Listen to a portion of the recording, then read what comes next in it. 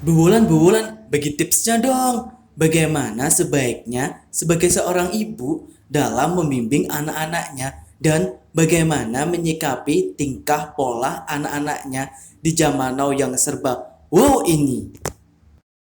Ya, anak adalah yang kita minta pada Tuhan, rejeki, titipan yang dipercayakan Tuhan pada setiap ibu. Sebagai seorang ibu, dia mempertaruhkan nyawanya ketika melahirkan anaknya, mempertaruhkannya dengan sukacita dan mengasuh, menyusui, membimbing sampai dia remaja, dewasa adalah mau mempersiapkan dia untuk siap nantinya terjun sebagai manusia dewasa, mandiri, hidup di perjalanan hidupnya yang nantinya tidak ada orang tuanya di situ. Nah, di dalam perjalanan itu, kita sebagai orang tua tentu tidak akan pernah menyerah, membimbing, meluruskan anak-anak kita.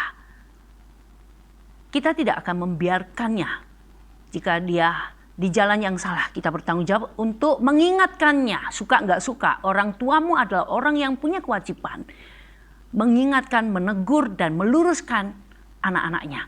Ketika dia dekat dengan ular, kita juga mengingatkannya. Bahkan seorang ibu yang baik akan mempertaruhkan nyawanya untuk melepaskan anaknya dari lilitan ular.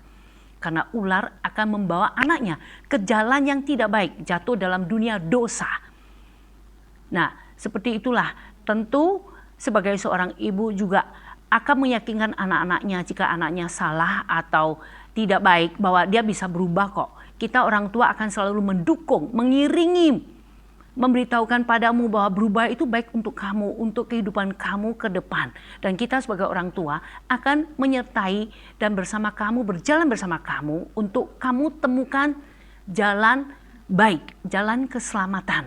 Ya, kita tentu sebagai orang tua tidak pernah akan menyerah jika tahu kalian di jalan yang salah atau tidak baik. Kita tetap akan terus selama kita masih diberi nafas akan berusaha untuk kamu baik. Kamu tidak bersama ular, kamu tidak berjalan di jalan yang sesat. Ya. Jadi semua orang itu bisa berubah dong, Bu? Bisa banget dong.